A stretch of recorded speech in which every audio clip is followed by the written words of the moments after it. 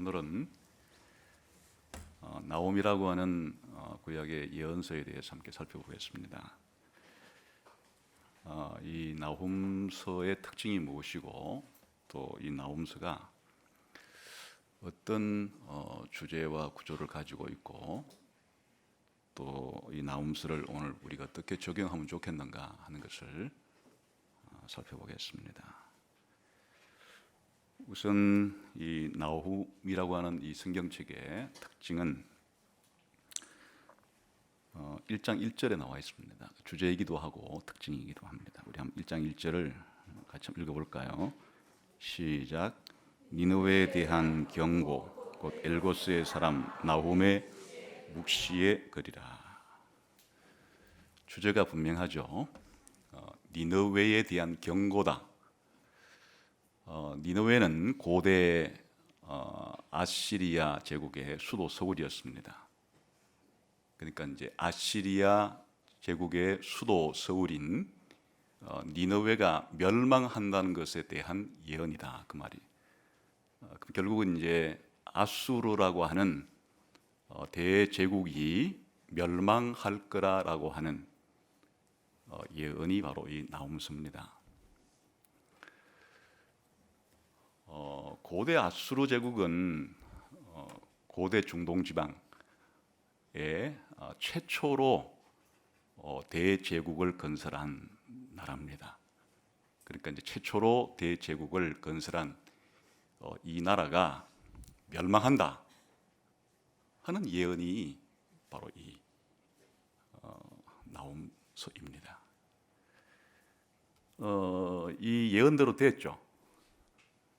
이 니느웨의 이 성은 주전 612년경에 이 예언대로, 나홈의 예언대로 니느웨 성이 멸망했습니다. 물론 이제 니느웨 성이 멸망한 것 자체가 곧바로 아수르 제국의 멸망으로 이어지지는 않고 이제 도망병들이 도망가가지고 조금 더 버티다가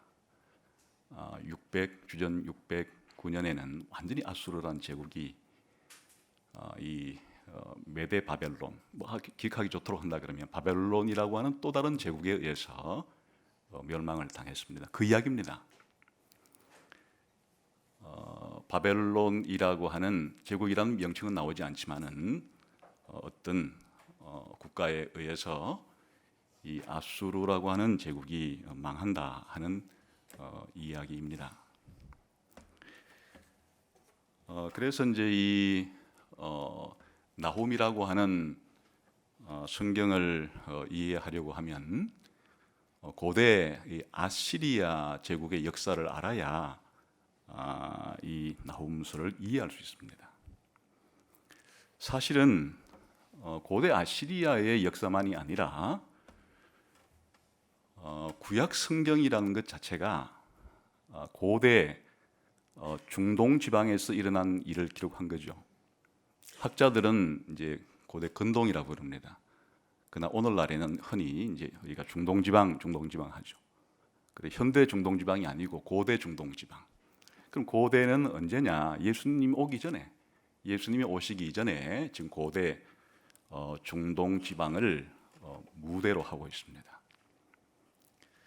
사실 우리 사람들이 문자를 발명하고서부터 문명이 비약적으로 발전을 하죠.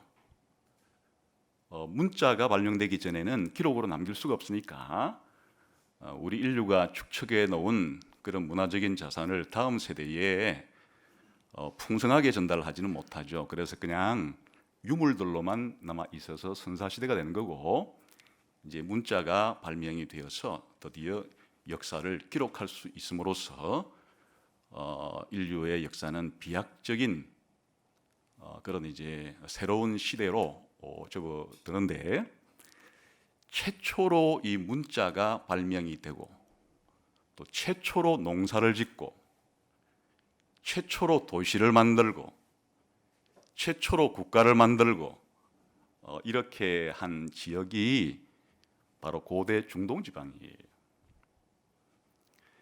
특별히 고대 중동 지방이라고 하면 근동 지방이라고 하면 크게 세 부분으로 구성이 되는데 그 유프라테스 강과 티그리스 강이라고 하는 그 큰 두 개의 강이 흐르는 지역을 메소포타미아 지역이라고 불러요. 고대 이제 메소포타미아 문명이라고 부르는데 강 사이란 뜻이에요. 유프라테스 강과 티그리스 강 사이에 문명이 발전을 한 거예요. 그게 이제 메소포타미아 문명인데 지금 오늘 이라크예요. 오늘날 이라크 지역이에요. 그 다음에 또 하나의 문명이 발전을 하게 되는데 나일강을 중심으로 하는 이집트 문명이 또 건설이 돼요. 그러니까 현재 이라크와 이집트가 바로 메소포타미아 문명과 이집트 문명이라고 하는 고대 중동 지방을 떠받치는 두 개의 거대한 문명이에요. 근데 그 사이가 있어요. 그 사이. 그 메소포타미아 문명과 이집트 문명을 잇는 다리와 같은 역할을 하는 그 사이 지방을 레반트 지역이라고 불러요. 그 레반트 지역은 다시 둘로 나누어서 북쪽 이 레반트 지역은 오늘날로 말하면 시리아와 레바논이고 남쪽 레반트 지역은 오늘날로 말하면 요르단과 이스라엘이에요. 그러니까 성경의 무대는 아브라함이 갈대아 우르라는 곳이 메소포타미아 문명의 맨 끝자락에 있어요. 거기서 출발해가지고 레반트 지역인 가나안으로 들어와서 다시 한번 이 고대 문명의 끝자락인 이집트로 내려갔다가 다시 가나안 땅으로 올라오고 이게 이제 구약 성경의 주된 무대예요.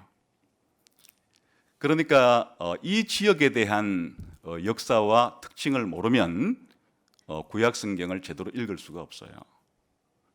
그런데 특별히 이 선지서는 어느 시대의 이야기를 담고 있는가 하면 이 고대 중동 지방의 문명은 대략 주전 3000년경쯤 문자가 발명이 되고 문명이 꼽히기 시작을 해요. 그러니까 주전 3000년경부터 이 고대 중동 지방의 이 역사 혹은 문명을 어디까지로 잡는가 하면 페르시아라는 제국이 망할 때까지 알렉산더 대왕에 의해서 페르시아가 망하는 게 주전 330 한 2년경이에요. 그러니까 주전 3000년경부터 주전 331년경까지 이 고대의 중동 지방의 이 역사가 성경 이해에 대단히 중요하다 그런 뜻이에요. 그런데 긴 시간이니까 좀 시대에 구분을 해야 이해하기가 좋겠죠. 그래서 주전 한 16세기, 주전 한 1500년 혹은 600년까지가 그때 기간 동안에는 그 지역에 나라들이 다 도시국가로 존재를 해요. 처음부터 땅덩어리를 거대하게 가진 이런 나라는 만들어지지 않아요. 처음에는 다 하나의 도시가 하나의 국가예요. 그 도시와 도시 사이는 그냥 비어 있어요. 그렇게 도시국가로 오랜 시간을 거의 1500년을 지나다가 주전 1500년경부터 주전 1000년경쯤 사이에 이제 도시와 도시를 이으면서 영토를 가지고 있는 그런 영토 국가가 돼요. 당연하겠죠. 이제 한 도시가 다른 도시를 점령하고 또 다른 도시를 점령해가지고 그 사이를 다 둘러치게 되면은 하나의 영토가 되겠죠. 그 영토 국가가 만들어지는 게 주전 1500년부터 주전 1000년경쯤에 해당이 돼요. 그리고 주전 1000년경쯤부터 거대한 제국 국가가 출현을 해요.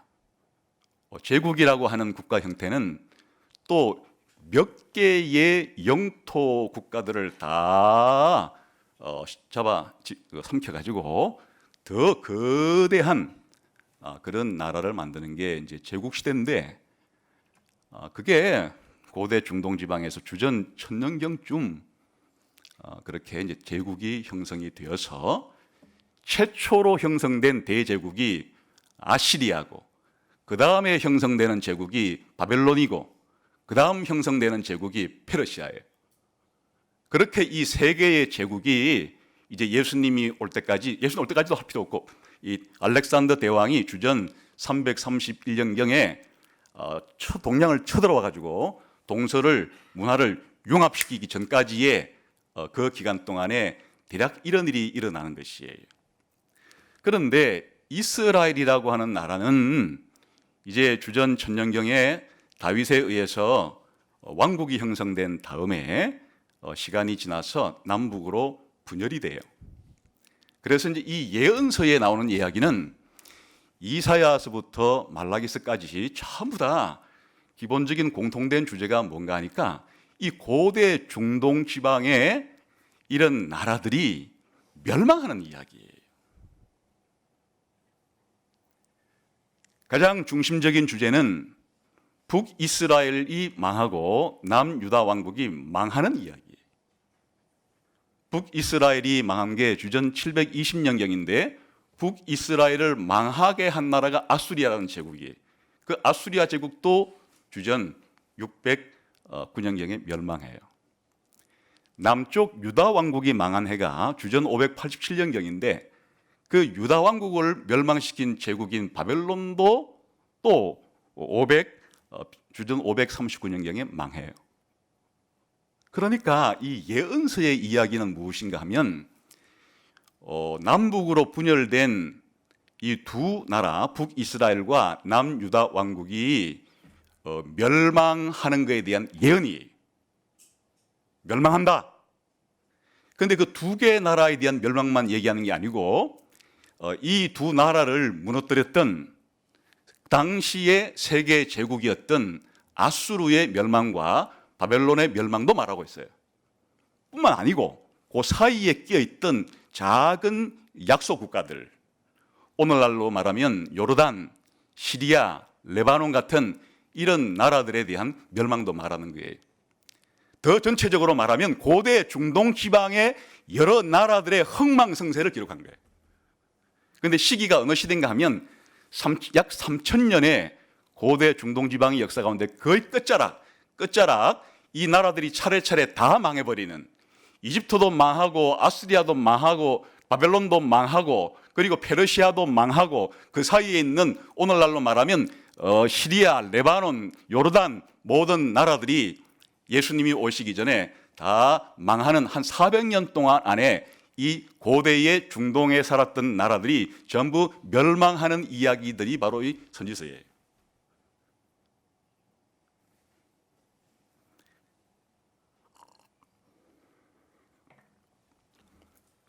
이게 무슨 의미가 있는가? 오늘날 현대로 치게 되면 약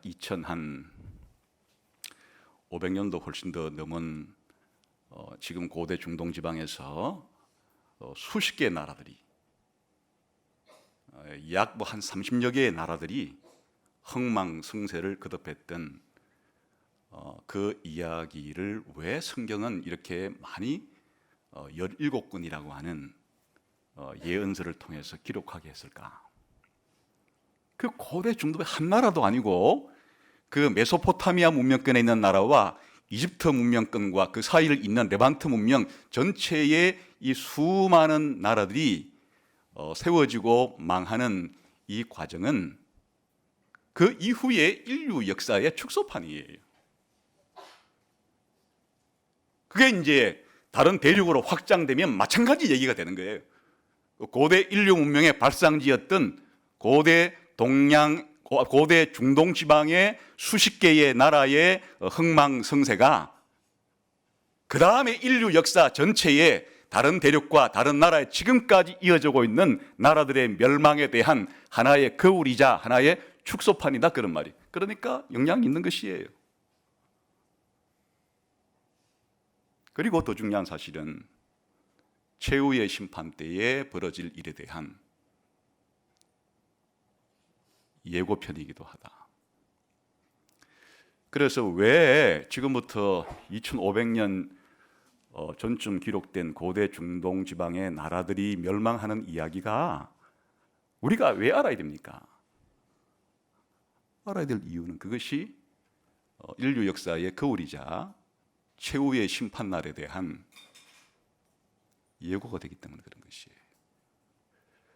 그런데 이제 선지서에 따라서 어떤 선지서는 여러 나라의 멸망을 얘기해요. 그러니까 우리가 흔히 대선지라고 부르는 이사야, 예레미야, 에스겔, 다니엘은 한 나라만 아니고 대상 자체가 여러 나라들의 멸망에 대해서 얘기를 하고, 소선지서는 분량이 적으니까 어떤 소선지서는 여러 나라에 대한 멸망을 짧게 얘기도 하지만 어떤 소선지서는 한 나라의 멸망에 대해서만 집중적으로 그렇게 이야기하는 선지서가 있어요. 바로 나훔은 한 나라에 대해서만 말하는 거예요.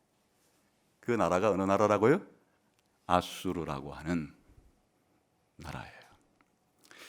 이 아수르라고 하는 나라는 크게 아까 이 고대 중동 지방의 역사가 크게 세 시기로 나눠진다 그랬죠. 도시국가 시대, 영토국가 시대, 그리고 제국 시대인 것처럼 아시리아의 역사도 이에 따라서 고대 아시리아, 중세 아시리아, 신아시리아로 나눠지는데 거의 같은 시기예요. 고대 아수르 시기는 아수르가 조그마한 도시국가였던 때, 중세 아시리아는 좀 이제 영토를 넓혔던 때예요.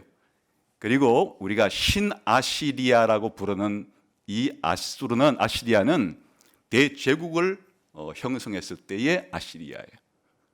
그러니까 지금 이제 나훔에서 니느웨가 망한다 할 때의 이 니느웨는 이 아수르 3000년의 역사 가운데 어느 시대를 말하는 거라고요? 아수르의 거의 맨 끝자락에 대제국을 형성했던 아수르의 맨 끝자락에서 아수르가 멸망한다고 하는 이 이야기를 나훔이라는 선지자를 통해서 하나님이 그렇게 하신 성경이 바로 이 나훔서다 그런 말이죠. 그러니까 이제 이 나훔서라고 하는 게 니느웨에 대한 경고라 하는 이 자체가 바로 나훔서의 중요한 역사적인 배경을 보여주고 있고, 또한 나훔서의 주제가 되기도 하는 것이에요. 나훔서의 주제는 뭐라고요? 아수르 제국은 필망한다. 근데 이제 왜 망하는가? 아수르 제국이 아주 잔인한 나라였어요. 잔인한 아수르 제국은 반드시 망한다 하는 메시지가 바로 이 나훔서의 주제입니다. 그런데 이제 이 소식이 아수르에게는 이게 저주겠지만은 유다 나라에게는 아수르에 망한다는 소식은 뭐가 될까요? 기쁨이 되는 것이고 위로가 되는 것이고, 그래서 이 나홈이라는 선지자의 이름 뜻이 위로인데, 아수르가 망한다는 이야기는 유다 나라에게는 말할 수 없는 위로가 되는 것이에요. 지금 유다는 아수르의 속국으로서 해마다 조공을 바쳐야 하고 이렇게 살아가고 있는데, 적대 국가인 아수르가 망하는 것은 곧 유다의 자유로움과 유다의 해방을 말해주는 것이니까 유다 나라 하나님의 백성에게는 위로가 된다. 그래서 이제 이 나홈이라고 하는 이 선지서의 주제를 둘을 묶으면 잔악한 나라 아수르의 멸망은 유다에게 위로가 된다 하는 게 이 나홈의 주제예요. 그 이름을 하나님께서 나홈이라고 하는 선지자를 택하신 것도 하나님의 유모예요. 나홈이라는 선지자 속에 나홈의 메시지를 하나님이 담아 놓았다고 해도 과언이 아니에요. 그래서 이제 그 아수르라고 하는 나라가 주제인데, 그런데 보충 설명을 좀 해드리면, 이제 본문을 읽다가 나오겠지만은, 이렇게 제국이 되었을 때 고대 중동 지방의 최초의 제국이 됐는데 옆에 다른 나라에게 도움이 될까요? 제국이 된다는 얘기는 다른 나라를 침략을 해서 다른 나라를 어떻게 하는가 하면 3단계로 대우를 하는데, 침략했을 때 순순히 항복하고 조공을 바치겠다고 하면 그 선에서 끝내는 거예요. 그리고 그 다음부터는 해마다 조공만 받는 거예요. 그럼 조공 국가가 되는 거예요. 속국이 되는 거죠. 조금 반항을 하게 되면 침략을 해가지고 거기에 그 본토인을 왕으로 앉혀버려요. 그러면 이제 괴뢰 국가가 되는 거예요. 쉽게 말하면 이 아수르 제국의 조종을 받는 정권이 유지가 됨으로써 속국하고는 다르죠. 속국은 그냥 해마다 조공만 바치면 되는데, 속국은 좀 더 간접적인 지배도 이제 받는 거죠. 그러나 좀 더 이제 반항을 하게 되면은 완전히 그 나라를 쳐들어가서 합병을 시켜버려요. 그리고 총독을 보내어서 직접 통치를 하는 거예요. 그러니까 이렇게 제국이 생긴다는 것은 그 옆에 나라들은 괴로운 일이에요. 제국이 없을 때는 그냥 자국이 그냥 자치적으로 살아가면 되는데, 옆에 이런 큰 제국이 하나 들었으면은 이 제국을 이길 길은 없고, 이 제국한테 빌붙어 가지고 조공바치며 그냥 살아가든지, 제국이 임명해 주는 그런 왕을 모시고 살아가든지, 아니면 제국이 보내는 총독을 모시고 살아가든지, 이렇게 살아갈 수밖에 없는데, 이런 이제 대제국이 다른 나라들을 대할 때 기본적으로서는 이제 그 나라의 것들을 사실은 빼앗아 오죠. 빼앗아 오기도 하고, 이제 나중에는 그냥 조공으로만 받는데, 고대 이 중동 지방에 있어서 이 아수리아는 무엇으로 유명했는가 하니까 잔인하고 잔악하기로 아주 유명한 고대 제국이에요. 치를 떨 만큼. 왜 그랬는가 하니, 너무 이 아수르라고 하는 나라는 다른 나라에 대해서 정복을 할 때 좀 잔인한 나라였는데, 기본적으로 이 아수르라는 나라가 군대 국가예요. 전체 사회 전체가 거대한 군대 같은 나라예요. 그래서 왕의 역할은 군대의 총사령관으로서 해마다 군대를 이끌고 나가서 이웃 나라들을 정벌하는 게 아수르 나라의 하는 일이에요. 아니, 자기 나라 백성들을 잘 다스리는 게 아니고 해마다 왕이 군대를 이끌고 다른 나라의 원정을 가는 일이 아수르 왕들이 하는 일이었다. 나머지 전체가 군대 조직이고 상비군을 최초로 그렇게 그러면 만드는 데다가, 그런데 이 아수르의 또 하나의 이제 중요한 군대의 특징은 세계 역사상 기마부대를 처음 만든 나라예요. 뭐 말을 타는 역사야 한 주전 2000년경부터 사람들이 말을 길들여서 타곤 했는데, 이렇게 말 타고 싸우는 부대, 기병을 만든 게 주전 1000년경 아수르라는 나라가 처음으로 발명한 거예요. 그 전에는 고대 중동 지방에 전차를 이용했는데, 전차는 앞에 말이 수레를 끌고 싸우는 것이기 때문에 생각해 보세요. 말이 끄는 수레를 타고 전차를 탈 때는 보병보다는 괜찮겠지만은 직진할 때 금방 우회전, 좌회전 할 수 있습니까? 이게 상당히 어렵죠. 우회전, 좌회전 할 때, 전쟁을 할 때는 막 쳐들어가야 되는데 이게 이제 부자연스러운데, 이 아수르가 기병대를 만들므로써 말 타가지고 거의 자유롭게, 이 전차보다는 아주 자유롭게 그렇게 이동이 가능한 부대를 만들고, 말 위에서 그렇게 활을 쏘고 하는 이런 부대를 만들었으니까 그 당대로 볼 때는 엄청난 신무기이자 기병대 자체가 엄청난 군사력으로 강할 수밖에 없는 그런 부대였죠. 그래서 이제 이 아수르는 전쟁할 때 1차로 전차 부대를 내보내가지고 오늘날로 말하면 탱크로 밀어붙이듯이 상대편 군인을 1차 방어선을 이 전차 부대가 뚫어놓으면 그 다음에 기병대가 들어가서 자유롭게 다니면서 그렇게 접근을 해주고 다니고, 마지막으로 보병대가 들어가는 이런 전술을 통해서 고대의 아주 강대국이 되었어요. 뭐 이 정도야 이렇게 뭐 전술을 쓴다는 것은 용납할 수 있지만, 그 적들에 대한 처리 문제예요. 이 아수르라고 하는 나라는 상대편에 쳐들어가서 항복을 권유할 때 항복을 하지 않으면 그 다음부터는 사람들을 그렇게 잡아다가 아주 신체 절단을 해버렸어요. 손발을 끊어버리고 귀를 끊어버리고 눈알을 파내버리고 그리고 머리를 잘라가지고 그거를 갈고리로 깨서 첩첩이 성 앞에다 쌓아놓고, 이거는 도를 넘어서는 행위예요. 그냥 전쟁을 해서 상대편을 이기는 그 차원을 넘어서서 이렇게 잔인한, 그냥 상대편 이제 적군들과 또 일반 민간인들에 대해서도 이렇게 잔악한 행위를 했어요. 근데 아수르군이 쳐들어온다는 것은 고대에서 재앙에 가까운 거죠. 거기다가 이 아수르 군대의 특징이 뭔가 하면 반란을 하지 못하도록 아수르 제국 전체에 정복한 지역의 사람들을 다른 지역으로 이동시켜버려요.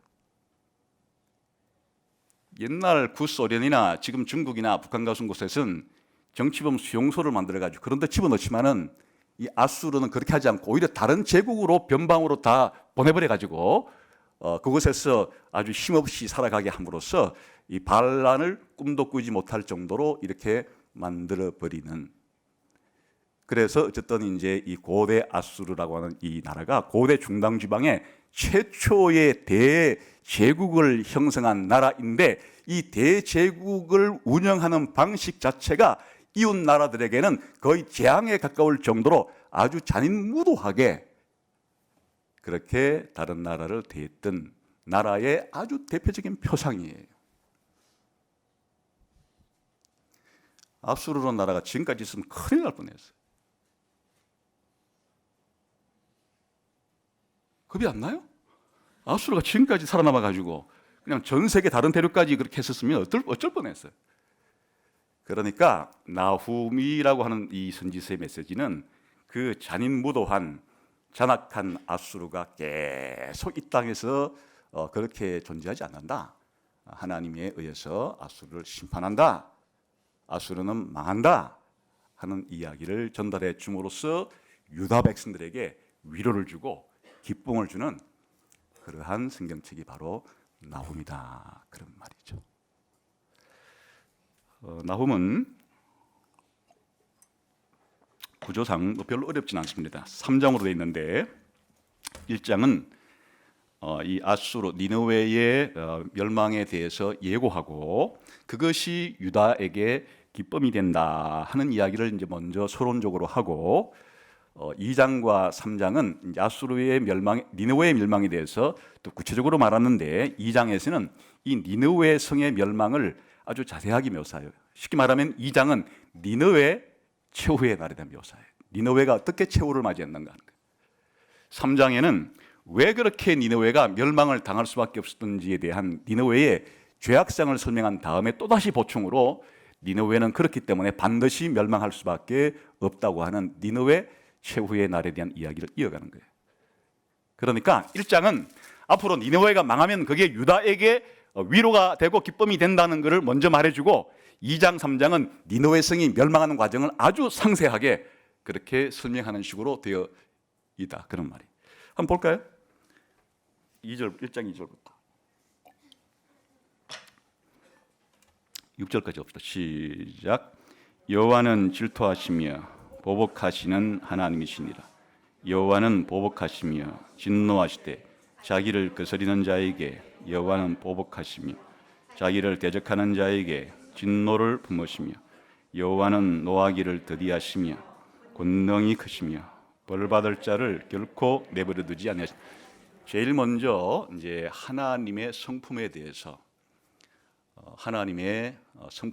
말을 하는데, 왜 이런 일이 벌어지는가에 대한 가장 근본적인 이유예요. 하나님은 질투하는 하나님이고 복수하는 하나님인데, 우리가 이제 복수라 그러니까 좀 어감이 안 좋죠. 무슨 말인가 하면 악에 대해서 하나님이 심판하시고 진노하시는데 그 열심이 대단하다는 말이에요. 하나님의 열심은 어디에 대단한가? 하나님의 이 질투심은 어디에 대단한가니까 악에 대해서 악에 대해서 진노하시고 심판하시고, 이걸 다른 말로 말하면 악에 대해서 보복하시고 복수하시는 일에 하나님은 특별한 역심을 내시는 분이다. 그러니 악한 자들과 악의 왕국은 큰일 난 것이고, 하나님 백성들에게는 이 사실이 말할 수 없는 위로가 되는 것이에요. 하나님이 이렇게 악에 대해서 진노하시고 악한 나라에 대해서 심판하시는 열심이 있다 할지라도 능력이 없으면 이루어질 수 없겠죠. 큰 소리만 펑펑 치고 능력이 없으면 어떻게 심판을 진행합니까? 그런데 하나님은 악과 악한 자와 악한 나라에 대한 심판에 대해서 불붙는 열심을 가지고 계시지만, 그 하나님의 이와 같은 열심을 꺾을 수가 없어요. 하나님의 주권이, 능력이 너무 크기 때문에. 그 다음에는 하나님의 주권이 얼마나 큰가를 설명하는 것이, 볼까요? 시작. 여호와의 길은 회오리 바람과 광풍에 있고 구름은 그의 발에 티끌이로다. 하나님은 폭풍 가운데, 하나님의 임재를 표현할 때 구약 성경에서 폭풍 가운데 임재하시는, 구름 가운데 임재하시는, 우리 인생이 아니에요, 하나님은. 그 다음에 이와 같이 폭풍 가운데 구름 가운데 드러나시는 하나님의 능력이 드러날 때 온 자연 만물과 인생들은, 악한 나라들은 어떻게 될 것인가? 그 다음에 4절 시작. 그는 바다를 꾸짖어 그것을 말리시며 모든 강을 말리신. 이거 어디에 대한 내용을 상기시켜줘요? 홍해의 물을 말리시고 요단강 물을 말리심으로써 악한 저 이집트 제국을 심판하시고 또 악한 저 가나안 땅을 심판하시는 그런 하나님 앞에, 그런 바다와 그런 물이 그 하나님의 심판을 가로막을 수 없어요. 다 말려버리는 거예요. 그 다음에 바산과 갈멜이 쇠하며 레바논의 꽃이 시들은도다. 이것은 무슨 말인가 하면요, 고대 중동 지방에 가장 비옥하고 기름져서 아름다리 나무들이 그렇게 자라고 아주 식물들이 잘 자라는 지역이 대표적으로 이 바산, 갈멜, 레바논인데, 하나님이 심판하시면 다 말라버린다. 5절 시작. 그로 말미암아 산들이 진동하며 작은 산들이 녹고 그 앞에 서는 땅 곳 세 개와 그 가운데 있는 모든 것들이 솟아오른도다. 땅은 갈라져서 지진이 나고 화산은 폭발하고 하나님의 이와 같은 진노를 막을 존재가 없다. 그러니 6절 봅시다. 어떤가? 시작. 누가 능히 그의 분노 앞에 서며 누가 능히 그의 진노를 감당하랴. 그의 진노가 불처럼 쏟아지니 그로 말미암아 바위들이 깨지는도다.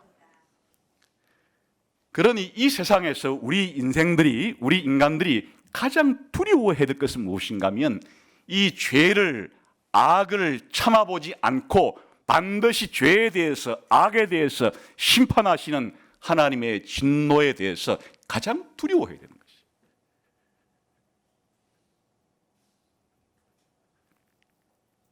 그러니까 이제 이 하나님의 진노가 악한 아수르를 향해서 그렇게 내려진다는 게 그 다음부터 얘기겠죠. 그런데 이제 살짝 7절에 대해서는 희망을 주죠. 이스라엘 백성들에게 시작. 여호와는 선하시며 환난 날에 산성이시라. 그는 자기에게 피하는 자들을 아신. 그런데 하나님이 100% 모든 사람을 심판하시는 게 아니에요. 하나님 뭐에 심판한다고요? 악에 대해서, 악한 자에 대해서 심판하는 것이지, 하나님이 그냥 아무런 그냥 무작위로 하나님께서 만드신 이 땅의 사람들을 그렇게 심판하시는 분이 아니라 그 말이에요. 하나님은 선하신 분이니까 하나님께 붙어있는, 하나님을 믿고 하나님을 섬기고 악이 아니라 선을 추구하고 진리를 추구하는, 하나님의 거룩함을 추구하는 사람들에게는 여호와만이 피난처가 되고 산성이 되시는 거예요.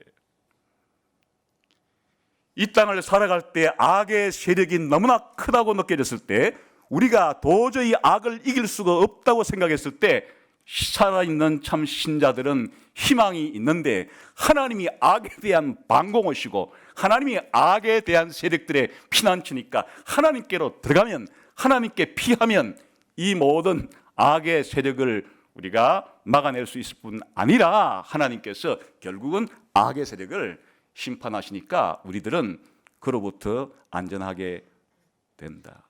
이런 하나님이 계신다는 게 우리가 위로지. 우리가 우리 힘으로 악을 척결해 보자고 한들 우리 속에 악이 있는 존재들로서 그게 가능하겠습니까?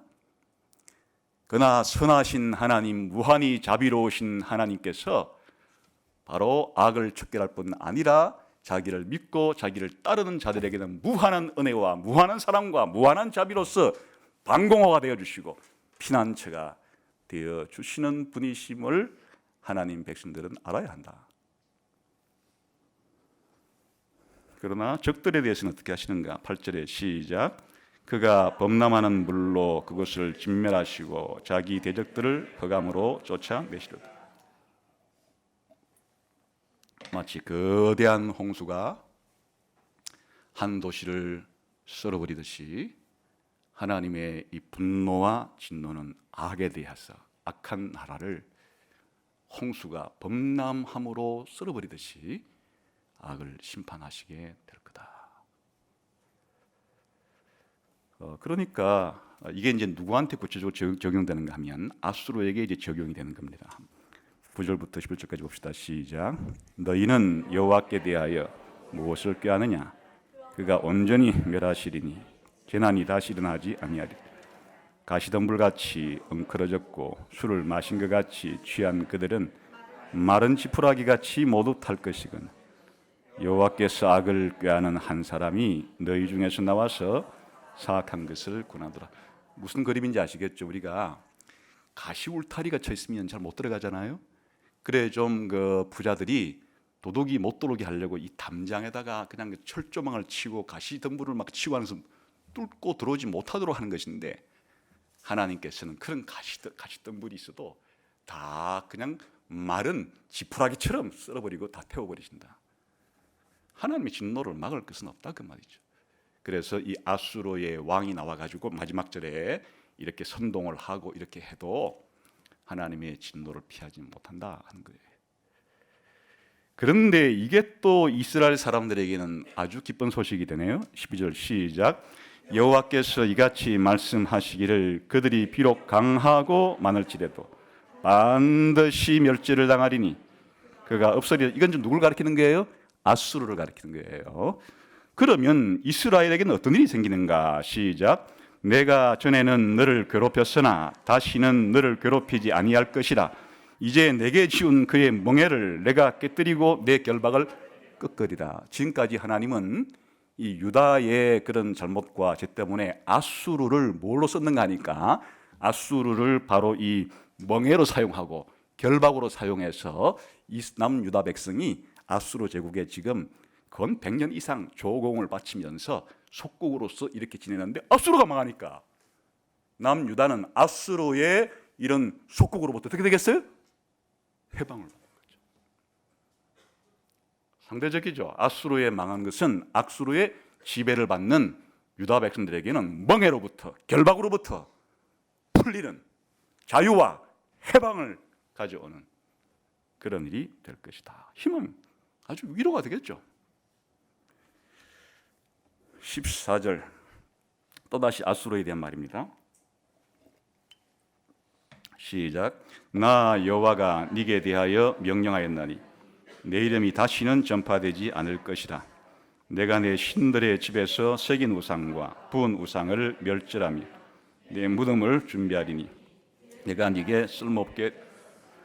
무슨 말인가 하면 이제 아수르의 이름을 끊어버리겠고, 그리고 아수르 사람들이 나무로 만든 우상도 없애버리겠고, 다른 금속으로 부어서 만든 우상도 썰어버리겠고, 그리고 아수르 왕의 무덤을 내가 준비해놨다, 이렇게 말씀하시는 거예요. 하나님이 하시겠다니까 그렇게 되겠죠. 이게 이제 유다 백성들에게는 복음이 되는 거예요. 오늘 선교주일에 왜 이런 무시무시한 나훈서를 말합니까? 바로 여기 15절이 바로 선교 구절이에요. 놀랍죠? 놀라워요. 한번 봅시다. 15절 시작. 볼지어다 아름다운 소식을 알리고 화평을 전하는 자의 발이 산 위에 있다. 이게 무슨 말이에요 지금? 아름다운 소식을 전하고 화평을 전하는 게 이제 신약시대에 뭐 전하는 얘기예요 이게 지금? 복음을 전하는 게 뭐가 복음인가? 이 유다 사람에게 뭐가 복음이에요 지금 보니까 앞에? 하나님이 반드시 너희를 억압하고 속박하고 있는 아수르를 내가 반드시 망하게 하고 심판한다는 게 이 유다 하나님의 백성들에게는 아름다운 복음이 되는 것이고 아름다운 소식이 되는 것이 이제 하나님께서 아수르라고 하는 나라를 완전히 그렇게 심판하신 전쟁도 끝나는 것이고 이스라엘로 볼 때는 아수르와의 전쟁을 할 필요가 없죠. 이제는 평화의 소식이 승리의 소식이 이스라엘 사람들에게 전달이 된다. 원래 복음이라는 것은 승리의 소식을 알리는 거예요. 적이 무너졌다, 적이 망했다 하는 소식을 알리는 성전보를 복음이라고 부르는 거예요. 여러분 한 나라에서 가장 기쁜 소식은 뭐겠습니까? 고대 사람들에게 있어서 온 국민이 기뻐해야 될 가장 복된 소식은 뭐겠습니까? 그 한 해에 풍년이 들었다 해서 올해는 풍년 잔치를 좀 열심히 합시다. 이것도 뭐 좋은 소식이겠지만은 지금 거대한 아수르와 같은 악의 제국이 자신의 나라를 사자와 같이 집어삼키려고 하는데 자신을 무너뜨리고 없애버리려고 하는 아수르 제국이 하나님에 의해서 그렇게 멸망하고 심판을 받았다고 하는 이 성전보가 이스라엘 사람들에게 최고의 기쁨일 것이고 일반 다른 나라도 마찬가지겠죠.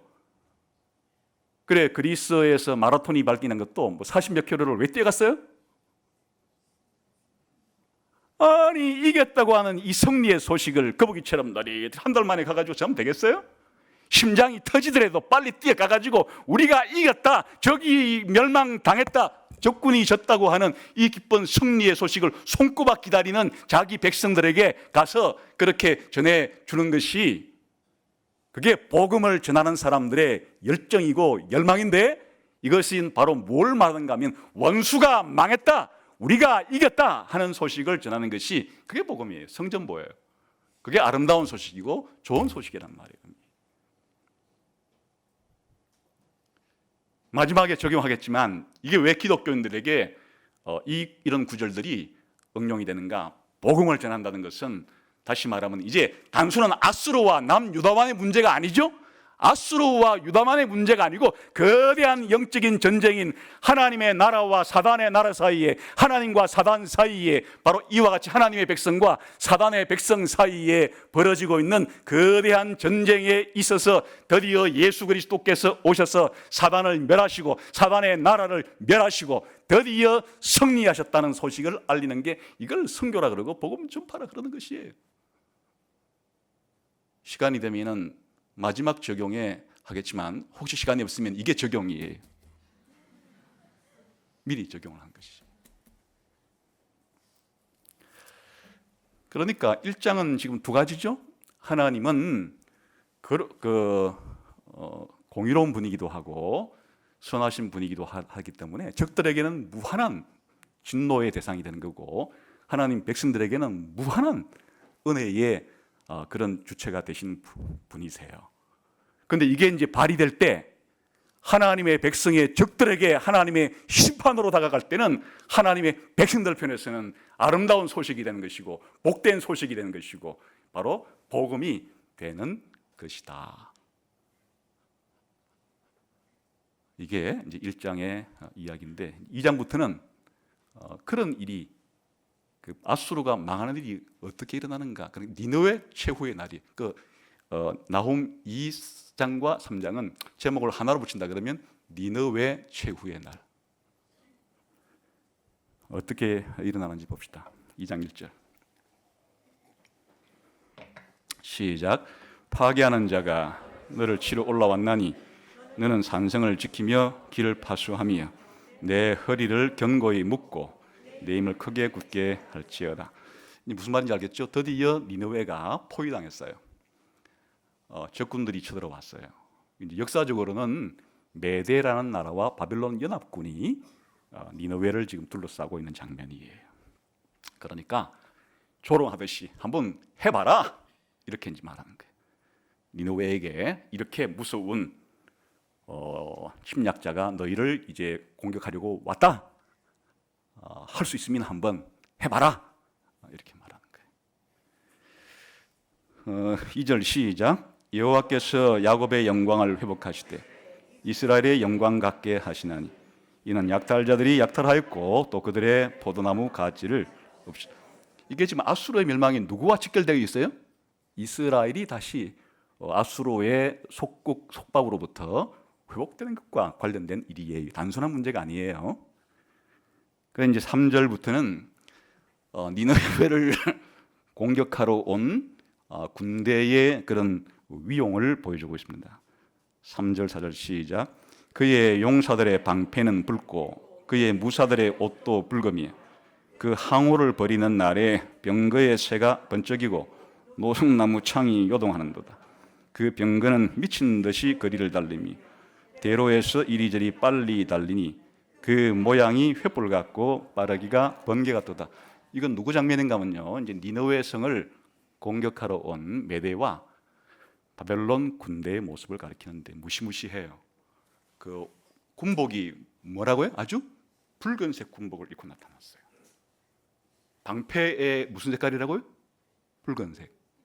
아마도 뭔가 가죽이라든지 이게 붉게 물들여 가지고 완전히 니느웨 성을 공격하러 온 이 대군이 붉은 군복을 입고 붉은 방패를 들고 있는 모습을 한번 생각해 보세요. 물론 그 당시에 이 아수르 군대의 군복은 청색이었어요. 청군과 홍군의 싸움입니다. 마치 우리가 그 전쟁 영화 만들 때 색깔을 그렇게 하듯이 지금 아주 생생하죠? 근데 이제 니느웨를 점령하는 군대들이 얼마나 빠른지 그렇게 말들을 내달리고 병거를 내달리고 칼과 창을 휘둘러서 니느웨가 멸망당하는 모습을 아주 간략하게 이렇게 설명합니다. 그러니까 그 다음에는 이제 뭐겠습니까? 니느웨가 멸망당하는 이야기겠죠. 한번 5절부터 시작. 그가 그의 존귀한 자들을 생각해내니 그들이 엎드러질 듯이 달려서 급히 성에 이르러 막을 것을 준비하도다. 강들의 수문이 열리고 왕궁이 소멸되며 정한 대로 왕후가 벌거벗은 몸으로 끌려가니 그 모든 시녀들이 가슴을 치며 비둘기같이 솔피 우는도다. 좀 보세요. 이제 이 붉은 군복과 붉은 방패를 가지고 번쩍번쩍하면서 칼과 창을 휘두르고 있는 이 군대에게 니느웨가 지금 완전히 무너져 버렸어요. 왕후는 끌려가고 또 많은 사람들도 비참하게 끌려가는 장면을 지금 보여주고 있어요. 그 다음에 계속 8절 시작. 니느웨는 예로부터 물이 모인 곳 같더니 이제 모두 도망하니 서라 서라 하나 돌아보는 자가 없었다. 아주 이제 니느웨의 특징 자체가 이 티그리스 강을 한 변으로 해서 도시를 건축해 놓고 니느웨의 중앙을 마치 우리 한강처럼 남북으로 분열하는 코커스 강이 흐르기 때문에 이 니느웨 성은 사실은 반철옹성 같은 곳이에요. 그런데 아름답겠죠. 그런 물이 중심이 되어 있는 도시니까.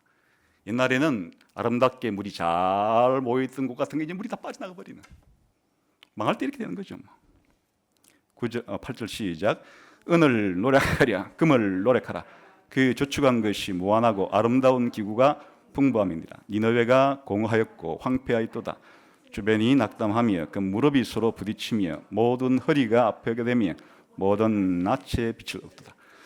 이제 막 도망치는데 서라 서라 해도 걸어마 날 살려라 해가지고 막 그 니느웨 성에 사는 사람들이 뿔뿔이 흩어져서 나 살려라 하고 도망을 아무리 서라 그래도 막 도망치는 장면이, 그리고 엄과 근과 니느웨 사람들이 쌓았던 이와 같은 재물들이 약탈을 또다시 적군들에게 당하게 되니까 이거를 지켜보고 있는 니느웨 사람들의 마음은 어떻겠어요? 마음은 무너져 내리고 무릎은 부들부들 부딪혀서 떨고 허리는 끊어지는 것처럼 아프고 낯빛은 완전히 백지창처럼 그렇게 하얗게 질려버렸다.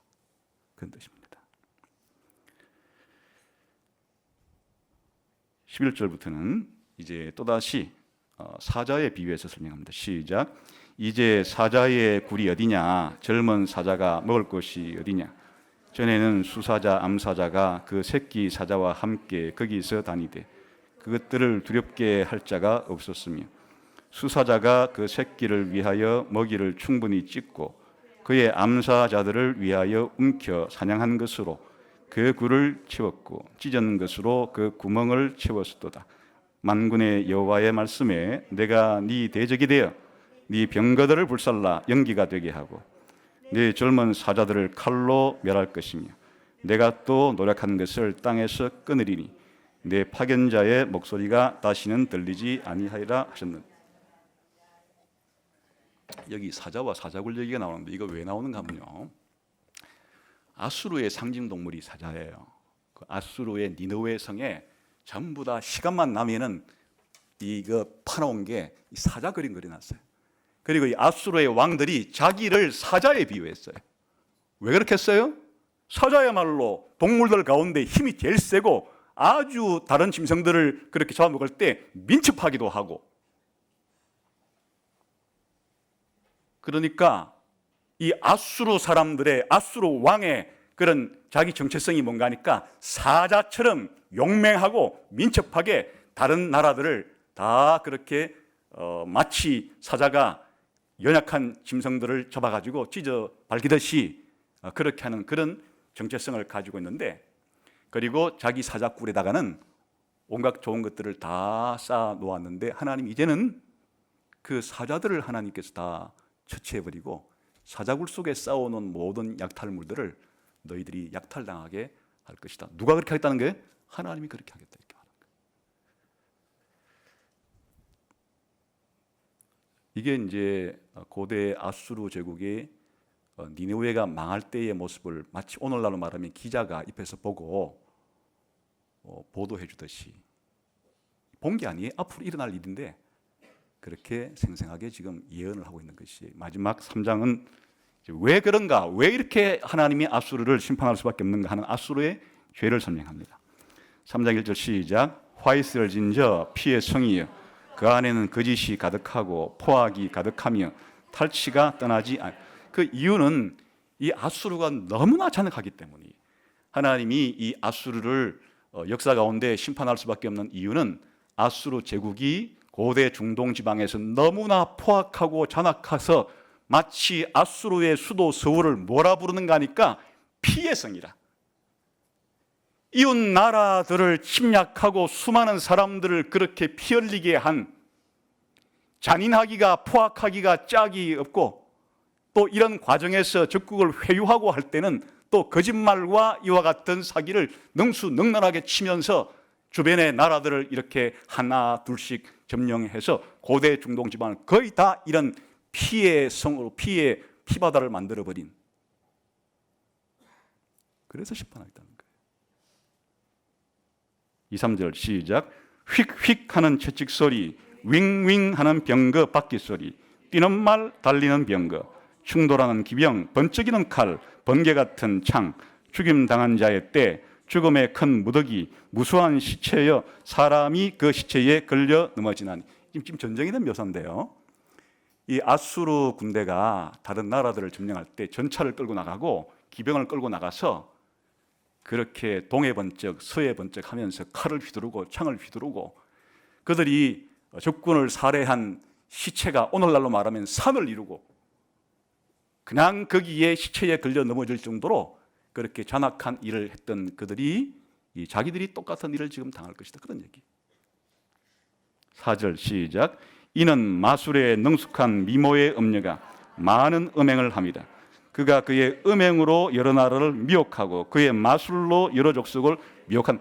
폭력만 쓰는 게 아니고 원래 강대국이 되게 되면은 다른 약소국에 대해서 이와 같이 거짓과 사기로 그렇게 오늘날로 말하면 이런 외교를 통해서도 다른 나라를 무력화시키는 그런 일을 하는데, 바로 아까 이 아수르라는 제국이 이거 다 사용하는 거예요. 폭력도 쓰고 이 거짓도 쓰고 이렇게 해서 주변 나라들을, 만국을 미혹시키고, 만국을 그렇게 미혹시키니까 마치 만국 사람들을 다 술 취한 것처럼 그렇게 만들어 버리니까 하나님께서 심판을 아니할 수가 없다, 그런 말이에요.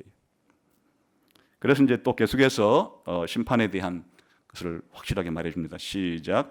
보라, 내가 네게 말하노니 만군의 여호와의 말씀에 내 치마를 걷어올려 내 얼굴에 이르게 하고 내 벌거벗은 것을 나라들에게 보이며 내 부끄러운 곳을 문민족에게 보일 것이요, 내가 또 가정하고 더러운 것들을 내 위에 던져 능욕하여 너를 구경거리가 되게 하리니 그때에 너를 보는 자가 다 네게서 도망하여 이르기를 니네가 황폐하였도다. 누가 그것을 위하여 애국하며 내가 너를 위로할 자를 구하리요. 무슨 말인가 하면 고대 이제 매춘부들에게 벌을 줄 때 지금 그걸 이용해서 아주 하나님이 공개적으로 이 아수르가 망할 때 몰래 아수르가 어느 날 보니까 망했다, 이게 아니고 그냥 다른 나라들이 다 알 수 있도록 공개적으로 이 아수르의 치부를 드러내고 아수르의 망하는 것들을 다 하나님께서 드러내겠다. 그럼 누가 이제 아수르 위로할 자가 있을까? 누가 아수르가 이렇게 하지 못하도록 할 자가 있을까? 대답은 없다죠. 그 다음에 8절부터 11절까지 읽읍시다. 시작.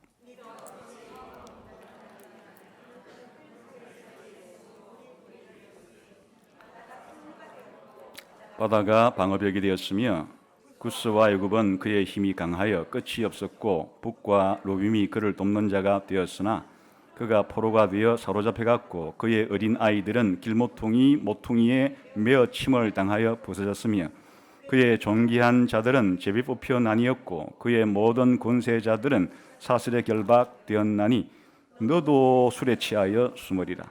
너도 원수들 때문에 피난처를. 이건 이제 뭐 하는가 하면요, 여기에 나오는 이 노아몬이라고 하는 도시는 고대 이집트 제국은 이제 워낙 그 나일강이 기니까 상애굽, 하애굽 이렇게도 나누고 그럽니다. 근데 이 상애굽에 있는 수도인데 아주 1400년을 이어오고 있는 그 나일강을 한 변으로 딱 배수준을 치고 있기 때문에 난공불락의 그런 성이었어요. 그러니까 1400년 버텨온 거죠. 근데 누가 무너뜨리는가, 이 아수르 군대가 거기까지 내려가서 이 노아몬을 완전히 멸망을 시켰는데 너희들이 그 이집트의 노아몬을 그렇게 공격해서 완전히 잔인하게 그렇게 사람들을 괴롭혔던 것은 너희들도 똑같이 될 거다. 노아몬을 비교해서 자기들이 한 대로 당할 것이다, 이렇게 말하는 장면이. 그 다음에 좀 더 이제 생동감을 주기 위해서 몇 가지 비유를 듭니다. 시작. 네 모든 산성은 무화과 나무의 처음 익은 열매가 흔들기만 하면 먹는 자의 입에서 떨어진 것 같으리다. 이게 지금 너무나 생생한 비유죠. 이 아수르 제국의 니느웨라는 도시, 그리고 또 나머지 도시들도 뭐처럼 다 무너져 내릴 거라고요? 잘 익은 그런 감나무, 가만두면 어떻게 됩니까? 뚝뚝뚝 떨어지듯이 그렇게 도시들이 멸망하게 될 거다. 그 다음 13절 시작. 네 가운데 장정들은 여인 같고 내 땅의 승문들은 내 원수 앞에 넓게 열리고 빗장들은 불에 탔다. 이게 무슨 말인가 하면요, 고대에는 이제 여성과 이 아이들은 군대 내보내지 않죠. 건장한 남성들만 전쟁을 하려고 하면 훈련도 받아야 하고 하니까. 그럼 가장 힘없는 이제 그 계층이 군대가 쳐들어올 때 누가 가장 힘이 없어요? 그 여성과 아이들이 가장 힘이 없을 거 아니겠어요? 이제 옛날에는 아수르 군대가 천하무적 군대였는데 이 니느웨가 망하는 날에는 전부 다 힘이 없는 여성들 같이 그렇게 될 거다, 그런 말이. 그 다음에 성문을 튼튼히 걷어 잠그고 대적해야 되는데 성문이 활짝 열려서 그냥 적군이 쏟아질 수밖에 없는 그런 형편이 될 거다, 이런 말이죠. 그 다음에 14절 시작. 너는 물을 길어 에워싸일 것을 대비하며 너의 산성들을 견고하게 하며 진흙에 들어가서 흙을 밟아 벽돌을 가마로 쓰랴. 이거 조롱하는 말이에요. 자, 물 좀 많이 비축해 가지고 포위할 때 오래 살아남아라. 성벽도 더 튼튼하게 쌓아서 잘 견뎌보라 하는 건 진짜 방어를 잘하는 얘기가 아니고 그런 것들이 다 무용지물이 될 거다, 그렇게 조롱하는 거예요. 그 다음 15절 시작. 거기서 불이 너를 삼키며 칼이 너를 베기를 너치가 먹는 것 같이 하리라. 내가 너치 스스로 많게 할지어다. 내가 메뚜기같이 스스로 많게 할지어다. 내가 내 상인을 하늘의 별보다 많게 하였으나 너치가 날개를 펴서 날아간 것 같고 내 방백은 메뚜기 같고 너의 장수들은 큰 메뚜기 떼가 추운 날에는 울타리에 깃들였다가 해가 뜨면 날아감과 같으니 그 있는 곳을 알 수 없으리라. 이게 무슨 말인가 하면요, 이제 적군들이 마치 메뚜기 떼가 와서 다 덮치는 것처럼 덮치게 될 것인데 그런 날에는 너희들이 메뚜기처럼 다 도망치게 될 거다, 그런 말이에요. 메뚜기가 한철이라고, 메뚜기가 적군들로 표현된 메뚜기는 이제 이 니느웨를 공략하는 데 있어서 열심히 해서 남기는 것이 없을 정도로 그렇게 하겠는데, 그렇게 되었을 때 끝까지 맞붙어 싸워야 되는데 이 니느웨 성에 많은 사람들이 전부 다 메뚜기가 먹고는 날아가 버리듯이 전부 다 도망쳐 버리고 다 날아가 버리는, 뿔뿔이 헤어져서 방어할 생각도 못하게 되는 이런 장면을 지금 묘사하는 겁니다. 18절, 그래서 이제 왕에 대해서 조롱을 합니다. 시작. 아수르 왕이여, 내 목자가 자고 내 귀족은 누워시며 내 백성들은 산들에 흩어지나 그들을 모을 사람이 없도다. 내 상처는 고칠 수 없고 내 부상은 중하도다. 내 소식을 듣는 자가 다 너를 보고 손뼉을 치나니 이는 그들이 항상 내게 행패를 당하였음이 아니냐. 이제 그 아수르 제국의 수장인 아수르 왕을 조롱합니다. 아수르의 왕의 오른팔 왼팔 역할을 하는 그런 지도자들은 다 누워신다. 죽어서 이제는 아무런 일도 할 수 없게 되고 백성들은 다 뿔뿔이 죽거나 잡혀서 흩어지게 된다, 그런 말이에요.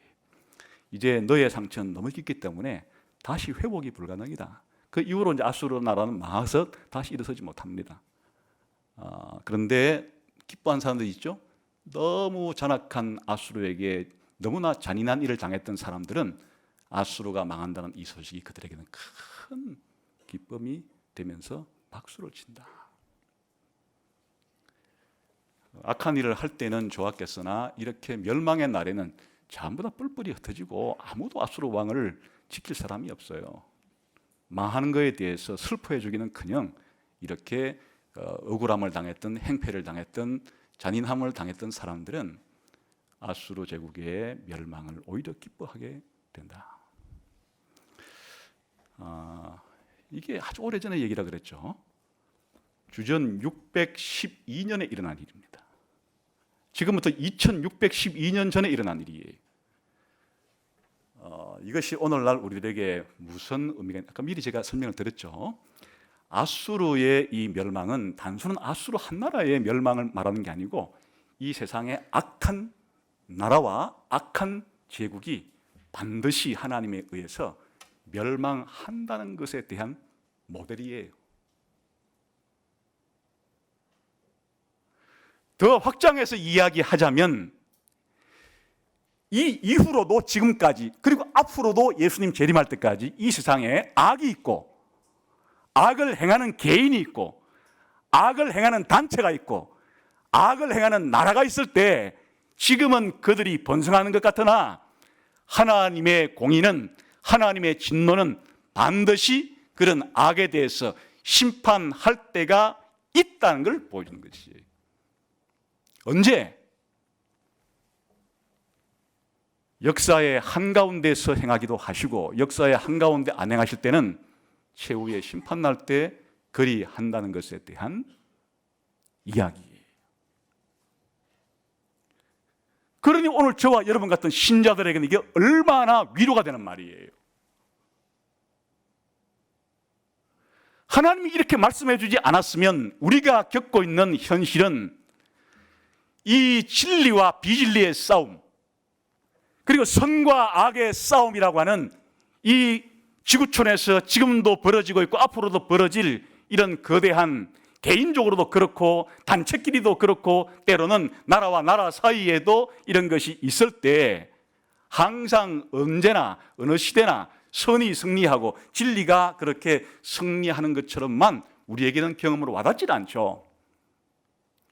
아수르가 기세등등하게 아주 오랜 기간 동안에 주변의 나라들을 점령하고 피의 성으로 군림할 때 유다 사람들에게는 절망이었을 거예요. 그러니까 내년이면 다음 해는, 다음 10년은 아무리 아수르가 망하기를 학수고도해도 망하지 않을 때 그들은 얼마나 절망스럽겠어요. 그러나 나훔을 통해서 하나님이 확실하게 보여주신 것은 아니다, 내가 반드시 나훔의 잔악함 때문에 심판을 한다 하고 말씀해 주셨기 때문에 나훔의 메시지를 들었던 유다 사람들에게는 위로가 되었겠죠. 오늘도 마찬가지입니다. 이 세상에는 이 잔인한 아수르와 같은 나라들이 이 땅에는 역사 가운데 많이 있었어요.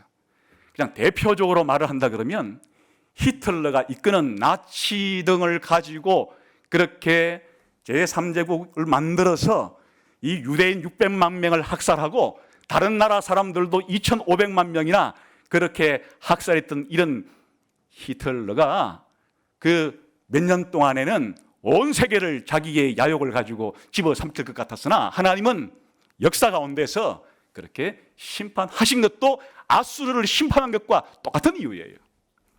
마찬가지로 구소련 제국의 레닌과 스탈린이 러시아 전역을 공산국가로 만들어서 거의 2,000명에 가까운 사람들을 학살하고 그런 집단 수용소에 가두면서 그렇게 했을 때 그 공산화를 전 세계로 수출하기 위해서 했을 때 온 세계가 3분의 1이 물들었을 때는 우리가 두려움에 떨었죠. 이것이 나머지 모든 대륙까지 다 공산화되는 것은 혹시 아닐까 두려움에 떨었으나 70년 만에 하나님께서 공산주의 국가의 원조였던 소련을 해체시켜버리는 것도 마찬가지 원리다, 그런 말이에요.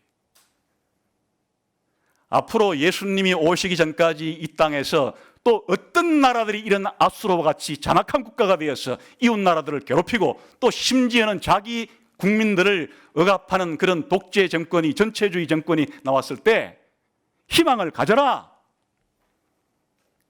한 해, 두 해, 10년, 20년 혹은 몇십 년, 70년, 80년은 버틸지 모르나 하나님은 예수님이 오시기 전이라 할지라도 잔인하여서 도저히 이 땅에서 국가로서 존재할 가치가 없는 그런 나라들에 대해서는 아수르를 심판하듯이 하나님은 심판하시게 될 거다. 설령 주님이 조금 더 남겨두었다고 한들 최후의 심판대에서는 심판을 받게 될 거다 하는 메시지예요. 뿐만 아니라 신약 시대에는 이제 이 구절을 아까 아름다운 소식을 전하는 자들의 아름다운 발길에 대해서 아수르의 멸망만이 아니라 이사야서에는 바벨론이 멸망하고 바벨론으로부터 남은 자들이 구원받는 것을 전하는 자들도 아름다운 소식을 전하는 바울들이라고 이렇게 말하는데 로마서 10장에서는 바로 기독교인들이 예수님을 전하는 것이 바로 이 아름다운 소식을 전하는 자들의 발길과 같은 것이다. 왜 그렇죠?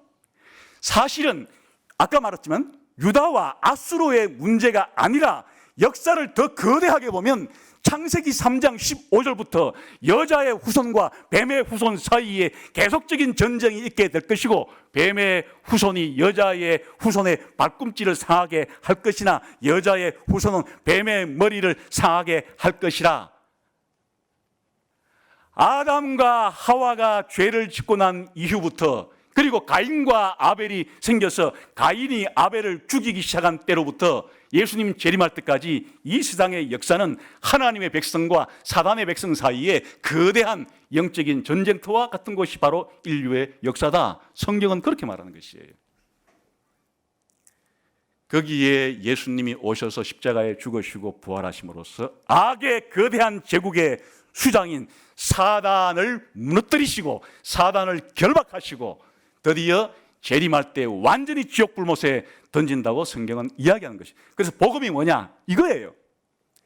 악은 반드시 망한다. 비진리는 반드시 망한다. 악의 제국은 반드시 하나님이 심판을 하시고 하나님의 백성들에게는 자유와 해방과 구원을 주실 것이다. 누굴 통해서? 예수님을 통해서 그리하신다. 이미 예수님이 악의 기본적인 주력 부대를 무찌르셨고 재림하실 때 완전히 지옥에 보내버리실 것이다. 이게 복음 전도, 복음 선교예요.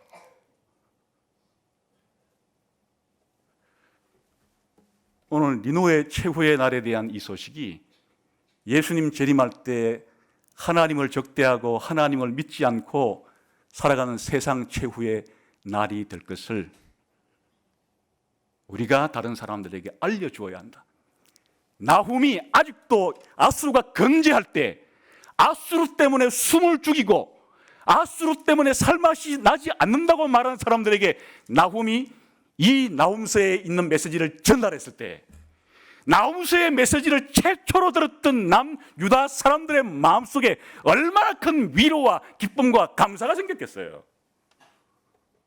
나훔이 남유다 사람들에게 나훔서에 기록된 것을 전해주는 것이 이게 아름다운 복음을 전하는 그러한 말이 되었듯이 저와 여러분이 이 세상에 살아가는 사람들에게 이와 같이 예수님을 믿지 않는 것이 얼마나 하나님의 진노를 받아 마땅한 일이며 하나님은 반드시 심판하실 것이며 예수 그리스도를 믿는 자들은 피난처를 얻게 될 것이다 라고 하는, 사단의 나라는 망하고 하나님의 나라는 완성될 거라고 하는 이 소식을 전하는 것이 교회가 이 세상에서 해야 될 최고의 사명, 복음을 전하는 것이다. 복음은 승리의 소식을 전하는 것이다.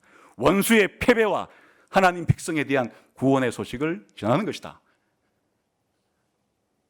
하는 것이 오늘 우리가 나훔서를 적용하는 가장 중요한 적용이 되겠습니다. 여러분이 21세기의 나훔이 되어서 이 세상에 세상 나라는 망하고 하나님의 나라는 온다고 하는, 예수님을 통해서 이미 왔지만은 앞으로 확실히 올 거라고 하는 이 복음을 전하는 자들의 아름다운 발길이 되시기를 주님의 이름으로 축원드립니다.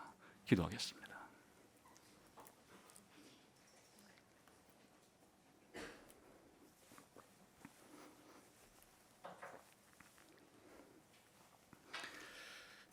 하나님 아버지, 우리가 개인적으로 혹은 가정적으로 먹고 사는 문제 때문에 정신이 없어서 세상 돌아가는 일에 대해서 무관심할 때가 많고, 또 세상 돌아가는 일을 보아도 잘 이해하지 못할 때가 많이 있습니다. 그러나 오늘 하나님께서 한 가지 분명한 사실, 악과 악의 제국은 반드시 하나님이 심판하신다고 하는 이것이 우리가 주님 오실 때까지 이 땅을 살아가면서 가져야 될 위로이고 또 전해야 될 복된 소식, 복음이 되게 해 주옵소서. 예수님 이름으로 기도하옵나이다. 아멘.